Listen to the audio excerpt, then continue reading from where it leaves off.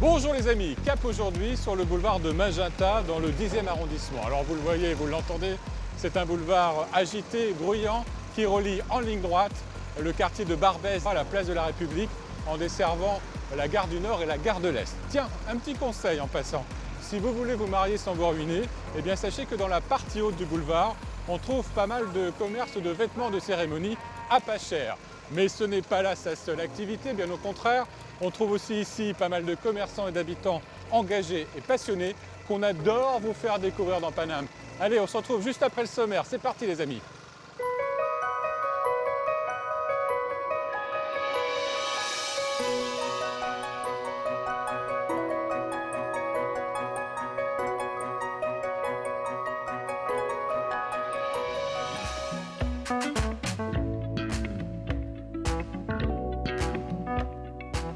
Cette semaine, Yvan ira faire l'expérience de l'isolation sensorielle dans un bassin de flottaison. On est là pour se faire du bien. En poussant la porte de chez Fleurivore, ce n'est pas vraiment le parfum des fleurs qui est mis à l'honneur, mais plutôt leur goût. Oui, ça pique la langue là. Ça pique, hein? Rue de Chabrol, Frédéric Gersal nous racontera l'histoire d'un siège qui a donné naissance à l'expression « faire fort Chabrol ». Ça veut dire résister. C'est une expression dans nos dictionnaires qui existe toujours. Au 21 boulevard de Magenta, il existe une boutique unique en son genre. Elle est exclusivement dédiée à la pipe. Pipe de lecture. Vous lisez et vous n'avez pas la fumée dans les yeux. Mais pour commencer cette émission, Yvan a rendez-vous dans un repère de Bretons, coutumier de la gastronomie. Bonjour Timothy. Bonjour. Alors dans la famille breton, je vous présente le fils, parce que j'imagine que le papa il n'est pas là. Bah non, il est parti en livraison là. Ouais. Ici, on est à la pointe du Groin. C'est la maison fondée par ton papa. Exactement. Moi, j'ai jamais bien compris ce que c'était exactement. C'est un restaurant, un bar, une boulangerie. Qu'est-ce qu'on fait ici? C'est tellement de choses. C'est un restaurant, c'est un bar à hors d'œuvre, c'est un restaurant autour du pain. On est une boulangerie pour les restaurants. D'accord. Donc on fait environ 900 à 1500 pains par jour. Tout ça, ça a été fondé il y a combien d'années à peu près? Il y a 8 ans maintenant. 8 ans. J'essaye de reprendre l'entreprise familiale en ajoutant ma petite touche de pâtissier, Ouais. puisqu'on va faire un laboratoire de pâtisserie juste à côté. Et ensemble, on va faire des desserts. On va faire des desserts, deux desserts. Qu'est-ce qu'on va faire? On va faire le fameux Paris-Brest, le dessert breton par excellence. Et on va faire aussi une tarte chocolat sarrasin. Bon, qu'est-ce que tu veux que je fasse? Que je t'aide un peu? J'en file Mais un ouais, tablier, je passe de l'autre côté du bar? complètement. Bah, avec plaisir. Qu'est-ce qu'il nous faut? Alors, on va utiliser du chocolat noir 64%, de la gélatine de poisson, du sarrasin qui a été torréfié, Ouais. et forcément de la crème à 35% de matière D'accord. grasse. Donc on va faire une ganache là. On fait une ganache. Ok. Et dès que ça bout, hop, je mets les graines de sarrasin. Là, ça infuse tranquillement. Et ici, on a remplacé la farine par la farine de sarrasin. Donc là, c'est bon, c'est infusé? Donc là, ça fait un quart d'heure que c'est infusé. Là, ma gélatine, je vais la mettre dans mon chocolat. Et donc maintenant, je vais verser la crème sur mon chocolat. Pour faire la ganache. C'est ça.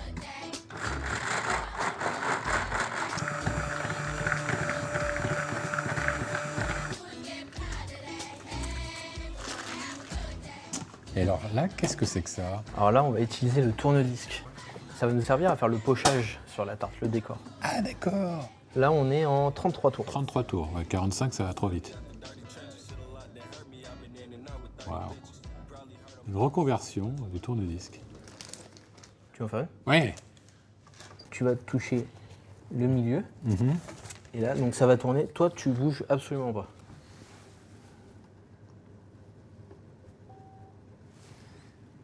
Et là, il faut appuyer tout le temps pareil. Voilà. Ah, c'est monstrueux. On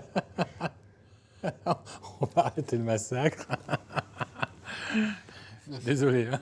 C'est pas évident. Ah non, c'est Là, pas évident. Toi, Timothy, tu as une formation de pâtissier. Je suis pâtissier, ouais. J'ai aussi mon diplôme en boulangerie, Ouais. mais je suis toujours resté vers la pâtisserie. Et quand tu as dit à ton papa que tu allais devenir pâtissier, qu'est-ce qu'il t'a répondu?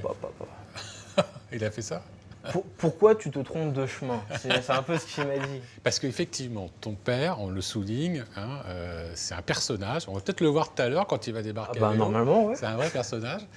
Fan de vélo. Ouais. Et le Paris-Brest, c'était évident. C'est un clin d'œil. Qu'est-ce que c'est qu'un Paris-Brest? Alors, le Paris-Brest, c'est une pâte à choux. Moi, ce que je vais rajouter, c'est un praliné maison.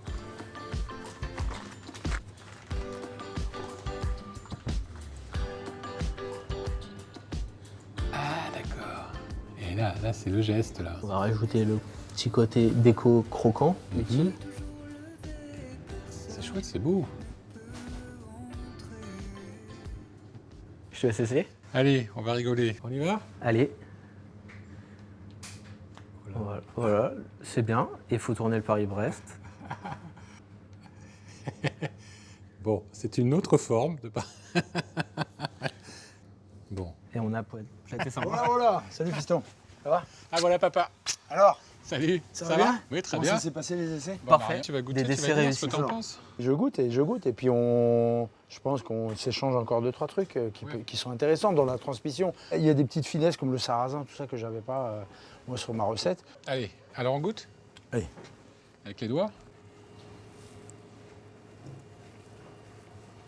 Ah bah oui, c'est bon. On retrouve la gourmandise.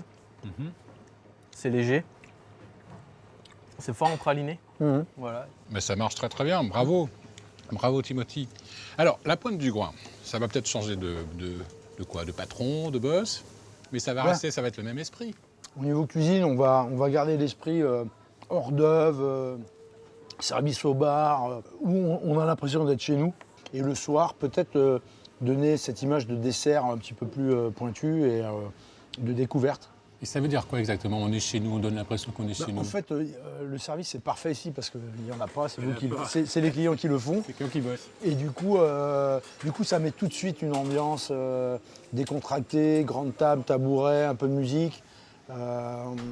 La cave à Magnum où les gens vont se servir directement dans la cave, donc on a l'impression quelque part d'arriver chez eux, dans leur cave. La cuisine ouverte, un peu comme à la maison, on parle avec le cuisinier. En fait, après, on a plein d'idées. Les gens vont nous demander quelque chose, on va le faire. En fait, tu lèves pas le pied. Si, parce que maintenant, en fait, c'est beaucoup de plaisir et c'est Timothy qui prend un peu plus Les emmerdes. les emmerdes, j'osais pas le Tu dire. lui laisses. Ben, merci beaucoup. Merci beaucoup. Merci. Hein. Allez, Yarmat, Yarmat, merci d'être là. merci à toi de nous accueillir. Nom d'une pipe. Il existe boulevard de Magenta, une boutique tenue par une femme maître pipier, une passionnée qui vend, répare et fabrique cet objet dont les origines un peu floues datent d'avant Jésus-Christ. Bonjour Marie-Aurélie. Bonjour Yvan. Waouh. Oh, quelle boutique incroyable. Ça a toujours été ici, la pipe du Nord? Boulevard Magenta? Boulevard Magenta depuis 1867. Et vous êtes propriétaire de cette boutique depuis combien de temps? Depuis 2016. Et alors, le matériau, ça c'est quoi comme bois? Ça, c'est de la bruyère. De la bruyère arborescente, hein, Et qui pousse sur le pourtour méditerranéen. D'accord, et c'est un bois spécifique pour ça? Qu'est-ce qu'il a comme qualité? C'est, a priori, empiriquement, le bois qui résiste le mieux à la chaleur. Toutes les On pipes en travaille bois sont pratiquement faites en bruyère. pratiquement. Marie-Aurélie, moi je voudrais que vous me montriez cette boutique absolument incroyable parce qu'il y a une quantité de pipes dingue ici. Il y en a combien en tout? Beaucoup. Beaucoup Beaucoup. Ouais. Beaucoup. Plusieurs milliers, je les compte plus. Mais alors sur ce présentoir, là Oui. on a des pipes différentes, de différentes époques, de ces pipes contemporaines. Ce Qu'est-ce que sont c'est? essentiellement des pipes contemporaines. Pipes en bruyère pas chères. Vous voyez, celle-là, elle coûte 45 €. Oui, c'est pas cher, ça va. Ah, c'est pas cher. La bruyère est tout à fait correcte, le montage est correct. On a bien le foyer, Exactement. comment ça La s'appelle? tige, hein, cette partie s'appelle la La tige. et ça c'est... Et ça, c'est le tuyau. Et vous avez même possibilité d'y mettre des filtres aussi. D'accord. Ouais. Et la plus chère par exemple, si je veux me faire plaisir et que je vais acheter la pipe la plus chère. Il n'y a aucun problème. Là je sens la commerçante. Mais non. Celle-là coûte 3 900 €. Ah oui, d'accord. Ah oui. Alors. Qu'est-ce qui justifie le prix? Alors, le bois qui a servi à faire cette pipe, effectivement, est rare. Après, vous avez bien sûr le travail de l'artisan, Ouais. la rareté. Vous combinez ça à n'importe quel autre critère, ne serait-ce que la réputation du maître pipier, etc. Et ça vous donne des pipes effectivement extrêmement chères. Ça c'est quoi ça? Alors, ça, c'est une pipe en terre qui représente une bergère. Je regarde le prix, hein, mais je trouve pas là. Non? Peut-être 25 €. 25 €? Mais c'est pas cher ça. C'est pas cher. Il faut savoir que la pipe en terre, à l'époque, c'était des pipes qui étaient reproduites en grande quantité, qui étaient faites dans des moules et qui étaient un peu considérées comme étant des pipes jetables. Celle-ci elle est belle là. Pipe de lecture. Pipe de lecture. Pipe de lecture. Vous Parce lisez? qu'en fait, vous lisez et vous n'avez pas la fumée dans les yeux. Ok. Voilà, d'où l'appellation pipe de lecture. Et alors je vois là-bas réparation de pipes. Ça c'est une enseigne très vieille, mais est-ce que vous les réparez encore? Ah oui, Ça oui. se passe où? Ça se passe dans mon antre. Bah, je te suis, on y va. Allez, on y va.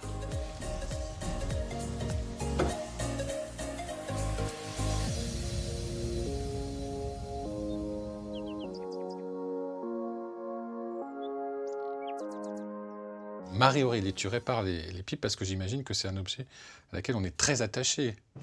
Oui, c'est un objet qui se transmet de génération en génération, que la génération suivante a envie de récupérer, mais néanmoins de se réapproprier. Donc en général, c'est là que j'interviens. Et tu as des exemples de gens qui sont très attachés à leurs pipes? Oui, bah là justement, j'ai une réparation à faire pour un jeune homme qui est militaire et qui part en mission. Il m'a envoyé une lettre avec ces deux pipes et bah, d'ailleurs, je vais te lire, on va dire, la demande de travail.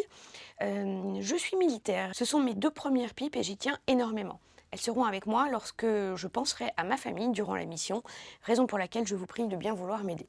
Donc, C'est une sorte de porte-bonheur. on va pouvoir la récupérer.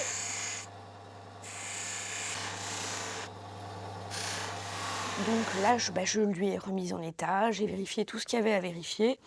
La pipe n'est pas brûlée, elle est nickel chrome de tous les côtés, donc il va pouvoir partir en mission confiant. Alors Marie-Aurélie, maintenant que je sais comment on répare une pipe, qu'on peut réparer des pipes, je voudrais savoir comment on fume la pipe. Ici, on peut fumer parce qu'il y a un salon. Et ça, j'ai bien envie d'essayer. Ça se Et passe bien où? alors on y va, ça se passe là-haut, 2 étages au-dessus. Allez, on y va.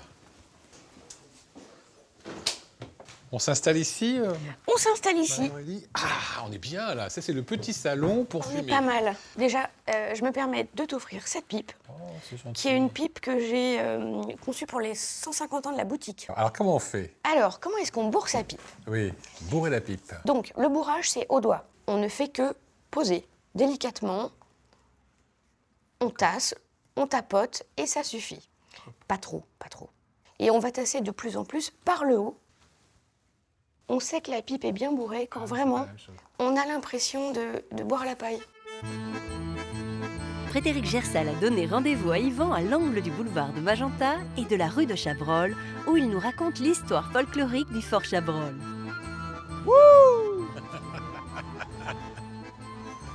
Qu'est-ce qui vous arrive encore? Qu'est-ce que vous faites? Vous êtes venu supporter de l'équipe de foot italienne ou quoi? Un peu ça, Viva Italia. Pourquoi Viva Italia? Non, non, non. Alors là, j'ai deux drapeaux de couleurs différentes pour indiquer que je suis à un angle de rue Oui. entre le boulevard de Magenta, donc c'est la couleur du drapeau italien. Quand on a donné ce nom à ce boulevard, c'est en souvenir d'une guerre, d'une bataille entre les forces de Napoléon III associées aux Sardes face aux Autrichiens. Donc ça a été la bataille de Magenta. Et puis là, le drapeau blanc, c'est parce que ici, dans cette rue de Chabrol, il s'est passé un événement incroyable qui s'est terminé par une reddition. Vous allez me raconter ça? C'est par là, on descend dans la rue. Allez. Non, arrêtez d'agiter ce drapeau. Pourquoi? Bah, maintenant, c'est drapeau blanc ici. Ah oui, c'est vrai. Bon. Frédéric, racontez-moi ce qui s'est passé exactement dans cette rue. Alors, nous sommes en 1899, une année un peu compliquée parce que c'est la révision du procès Dreyfus. Donc on comprend bien que tout est à fleur de peau, il y a les Dreyfusards, les anti-Dreyfusards. C'est une année où la France prépare une exposition universelle d'importance. Et puis au mois de janvier vient de mourir le président de la République, Félix Faure. Et 2 jours plus tard, c'est l'élection d'Émile Loubet comme nouveau président de la République. Ce qui met très en colère les monarchistes et ceux qui sont anti-républicains. Donc toutes les ligues commencent un petit peu à gronder. Et parmi ces ligueurs, il y a ce monsieur Guérin, Jules Guérin. Ouais. Et il a créé un journal qui s'appelle l'Anti-Juif. Ce journal, il le publie dans son immeuble, là, qui se situe au 51 rue de Chabrol. Et le préfet est chargé par le gouvernement de mettre fin à toutes ces ligues et En fait, d'arrêter monsieur Guérin. Et il s'enferme dans son immeuble. Il avait fait des réserves d'eau, des réserves de nourriture pour tenir un siège le plus longtemps possible. Ah, il s'était préparé, le monsieur. Alors, il s'était préparé. Alors, la rue est entièrement barricadée par des forces de l'ordre, des gardes mobiles, des policiers. On interdit tout passage, toute entrée dans l'immeuble. Et la population prend fait et cause pour les assiéger, comme souvent, même sans pensée politique. Il y avait même des câbles qui étaient tendus d'un immeuble à l'autre pour faire passer des gigots, pour faire passer des miches de pain. Tout ça a duré 38 jours exactement. 38 jours exactement, en plein cœur de Paris. Et donc au bout de 38 jours, Guérin a agité le drapeau blanc en disant... Bah, on peut le résumer Oui. comme ça, mais J'arrête. disons, il a rendu les armes et il est sorti. Il a été emmené en prison à la santé le soir du 20 novembre. Et donc c'est grâce ou à cause de cette histoire qu'est née l'expression fort Chabrol, Oui, c'est ça? faire fort Chabrol, ça veut dire résister. C'est une expression dans nos dictionnaires qui existe toujours, qui est encore usitée. Bon, ben entre nous ça va. Ah oui, on peut agiter ouais. le drapeau blanc, il n'y a Ouais. même pas besoin puisque Chez on vous. est à bonne entente. Je vais vous laisser, Frédéric, Oui. continuer à vous balader dans le quartier, parce Ah que bah, moi je vais bien de l'autre sûr. côté, je vais retourner boulevard de Magenta. D'accord, Allez, à plus tard. à plus tard. Oui. Blanche et Amandine, si bien nommées, sont deux trentenaires qui ont créé Fleurivore. Une boutique où l'on vend et où l'on mange des fleurs. Bonjour. Bonjour. Ma balade sur le boulevard de Magenta m'a ouvert l'appétit. J'ai très envie de manger un bon bouquet de bourrage chez de Cosmos. Est-ce que je suis au bon endroit? Alors vous êtes au bon endroit, mais pas la bonne saison. Ah, mince, c'est pas les fleurs du moment? Non, pas vraiment. Qu'est-ce que vous avez au frigo là en ce moment? Bah là, on a de la monarde, par exemple, si on parle de fleurs goûtues. On a de la fleur d'aneth, on a de la marguerite. Parce que la spécialité de la maison, Ouais, c'est qu'on mange les fleurs ici. tout à fait. Ça vient d'où cette idée? En fait, mon associée Amandine, qui n'est pas là aujourd'hui, a grandi en fait dans un camping où ses parents avaient en fait pas mal de boulot et zappaient certains repas. Et donc elle en fait s'est rattrapée sur les fleurs comestibles. Manger Voilà, elle s'est bon inventé des petits goûters vraiment Ouais, dans les comme ça, champs. mais sans avec- savoir. Sans vraiment savoir, jusqu'au jour où il y a un botaniste qui est venu la voir et qui lui a dit ah non non, tu Ça peux va pas pas, faire ça. Et du coup qui a commencé à lui apprendre à reconnaître les fleurs comestibles. Donc ici, vous faites effectivement des bouquets Ouais. pour le visuel, pour le beau, mais tout ce que vous mettez dans les bouquets Et comestibles. est comestible. Ouais. Moi, j'ai très envie de voir un bouquet de fleurs qu'on mange. Ça se passe où? On va Ça en se bas? passe en bas, ouais. Allez, tout je à vous fait. suis. On y va? Ouais, on y va.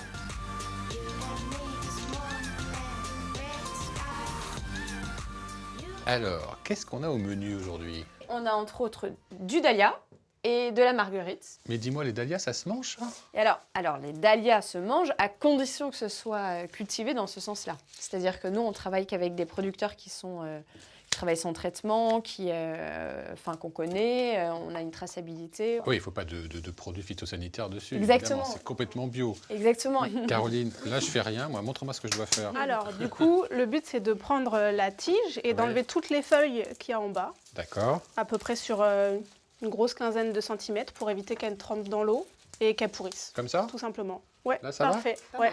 On engage Ok. direct. Après, hop, On engage direct? Ça, c'est le boulot de tous les jours, ça. Hein. c'est ça, exactement. À chaque fois qu'on a un arrivage, il faut préparer les fleurs, après pour faire les bouquets. En tout, on a combien de fleurs disponibles comme ça pour mettre dans son assiette? Alors, dans le monde, je dirais qu'il y en a des milliers. Les Asiatiques sont très très forts et connaissent très bien les plantes comestibles. Nous, en France, on est quand même moins rodés, mais on en a quand même 150. Qui sont vos clients? Nos premiers clients, ce sont ce qui va être bar, restaurant, pâtisserie. Et après, on travaille également avec le particulier. Ça va, là? C'est magnifique. Ah.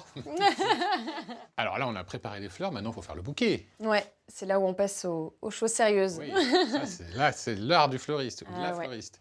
Alors, qu'est-ce qu'on va faire comme bouquet? On va faire un bouquet pour un bar. Donc avec des petites fleurs qui ont vachement de nez. I'm waiting, summer feelings are waiting, boy. You and me is more than 100 miles. You and me is more than the grey sky. You and me is more than a lonely day. Donc, on va les manger, ces fleurs? On va y goûter? On va goûter, on va tout goûter. On va faire une petite dégustation du coup là-haut. Alors, qu'est-ce qu'on va manger de bon? On va commencer par quelque chose d'un peu de doux. Donc là, je mange la graine. Là, tu manges juste la graine. Un côté un petit peu moutarde. Ah, c'est de la moutarde. Mais oui, ça y est, là. Oui, oui. Voilà. Ça, c'est la fleur de cameline. Enfin, la fleur. Du coup, la graine de cameline. Là, on est sur quelque chose de plus fort. Donc, vas-y, prends-en une petite étoile. Alors ça, c'est quelque chose qui va très bien avec le poisson. C'est la fleur d'aneth. Mais oui, c'est de l'aneth, Voilà. évidemment. On met ça avec le saumon. Ouais, tu vois, et ça Oui. des saveurs qui sont quand même Oui. assez... ça, c'est un Mais ça- peu proche du fenouil. Oui, du fenouil, c'est Ouais. ça, voilà. Et là, on arrive sur quelque chose, tu vois, t'as qu'à essayer peut-être déjà, ne serait-ce qu'un petit morceau, tu vois, de feuilles de celle-là, sur quelque chose aussi de puissant, moi, je trouve. Hein. Et que j'adore cette plante. Je sais pas si tu sens, mais Ouais. Ah oui, ça pique la langue, là. ça pique, hein. Mm. Donc ça, c'est la fleur de monarde. La fleur de monarde. Ouais. Ça pousse chez nous, ça. Ça pousse chez nous. D'accord. Et ici, à Fleurivore, vous proposez effectivement des recettes avec les fleurs. Hein. Ouais. Vous accompagnez. Ouais. On a un carnet, en fait, vraiment sur lequel tu as un schéma botanique qui te dit quelle partie tu peux consommer de la plante et une suggestion de recette. Bah, écoute, bravo, parce que c'est une très belle idée d'avoir développé cette activité, ce concept. Moi, je vais continuer ma balade du côté du boulevard de Magenta, mais je vais quand même terminer ma petite... comment ça s'appelle, ça? La monarde. La monarde. À l'angle du boulevard de Magenta et de celui de la Chapelle, règne un joyeux bazar et c'est ici que se cache Meiso, un centre de flottaison en isolation sensorielle. Salut Julie. Bonjour Yvan. Waouh, c'est chouette comme endroit. C'est quoi ici? Alors ici, c'est un centre de flottaison, Meiso. C'est japonais, ça veut dire Oui, ça veut dire méditation. méditation. On est là pour se faire du bien. Qu'est-ce qu'on peut faire ici? Qu'est-ce qui s'y passe? Alors donc, la flottaison, et à côté, on peut aussi se faire des massages ou des soins de l'esprit, comme la sophrologie, de l'hypnose, en plus de la flottaison, pour Ok. complètement se détendre. Ce qui est incroyable, c'est qu'on a vraiment des sas de décompression entre le boulevard de la Chapelle et puis ici, quoi. Il y a Oui. des petites étapes comme ça. Tout à fait. Déjà, une fois qu'on passe la porte cochère qui donne sur la rue, on se retrouve dans un silence pas complet, mais c'est déjà un silence énorme par rapport au boulevard qui se retrouve de l'autre côté de la porte. Parce que si on ne parle pas, on n'entend rien. Hein. Donc la volonté, c'est ça, c'était de se retrouver dans un endroit zen, tranquille, où on se décontracte. Ils en ont besoin, les Parisiens. Hein. Oui, je crois qu'ils en ont besoin. Ils sont vraiment stressés, comme on dit? Oui, il y en a beaucoup qui sont stressés. On voit vraiment la différence quand ils arrivent dans le centre et quand ils repartent du centre. Et on participe surtout à ce qu'on appelle les bassins de flottaison. Qu'est-ce que c'est exactement, les bassins de flottaison? Eh bien, on va aller le voir de suite. Je vous invite à aller enfiler un peignoir, prendre une douche, et ensuite vous allez pouvoir tester par vous-même. Et vous m'accompagnez? Tout à fait. On y va.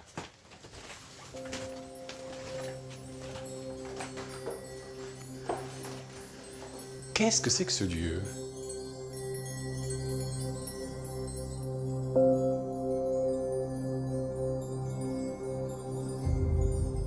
Vous êtes dans une cabine qui est individuelle, Mhm. avec son espace douche, son petit espace vestiaire pour vous déshabiller, et puis vous avez le bassin qui est ici. Ouais. Donc ce bassin, il contient 30 cm d'eau qui est chauffée à température du corps et qui est saturée en sulfate de magnésium. Ce qu'on appelle du sel. Là, il y a 900 kg de sel dans le bassin pour 1200 litres d'eau. Il y a pratiquement une tonne de sel. là. Pratiquement une tonne de sel dans le bassin. C'est ça qui va faire qu'en fait, vous allez être porté sans avoir d'effort à faire. C'est même plus salé que la mer morte. Et ça procure quoi comme sensation? Vous allez avoir la sensation d'apesanteur. Mhm. Et c'est une sensation qu'on n'a pas ailleurs à part si Ouais. vous allez dans l'espace. Donc déjà, c'est une sensation très particulière qui va permettre de détendre votre corps. Ok, on est porté que par l'eau, que par le sel. Vous êtes porté que par l'eau salée. C'est incroyable ça. Et qui a inventé cette technique? Ça vient d'où? Alors ça vient des États-Unis. C'était un neurophysiologiste qui était aussi psychanalyste, qui s'appelait John Lilly, et c'était dans les années 1950.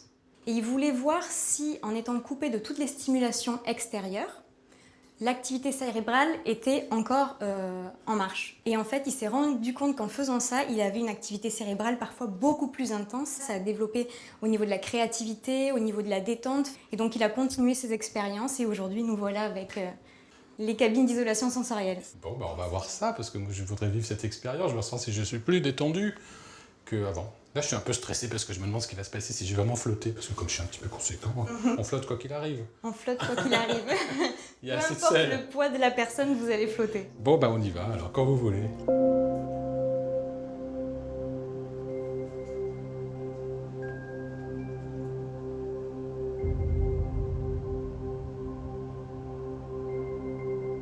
Alors les sensations sont vraiment étonnantes. D'abord, on est vraiment complètement porté. Ce qui est de très surprenant aussi, c'est qu'au bout d'un moment, on entend sa respiration. Et après, on commence à sentir son cœur battre, qui cogne, puis après qui ralentit. Ça, c'est très, très, très surprenant. effectivement, on sent un côté de plus en plus zen vous conquérir. Moi, je vais terminer l'émission ici. Je trouve ça super sympa. J'espère que vous avez passé un agréable moment du côté du boulevard de Magenta. Je vous invite à voir ou revoir cette émission sur notre site internet francetv.fr. Évidemment, vous venez me parler sur les réseaux sociaux. Et puis, on n'oublie pas les bons plans, Paname, la carte sur le site paname.paris. Cette adresse, elle y sera bientôt. Allez, laissez-moi flotter. J'adore ça, c'est génial. Ah, qu'est-ce que c'est bon. Salut les amis. C'est quoi ici? Alors ici, c'est un centre de flottaison. Alors, ouais. D'accord. Point du groin, groin, groin.